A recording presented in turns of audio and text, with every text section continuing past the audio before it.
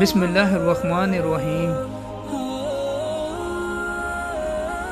ایمان کیا ہے؟ رسول اللہ صلی اللہ علیہ وآلہ وسلم سے دریافت کیا گیا، ایمان کیا ہے؟ آپ صلی اللہ علیہ وآلہ وسلم نے فرمایا، جب تیری نیکی تجھے خوش کر دے اور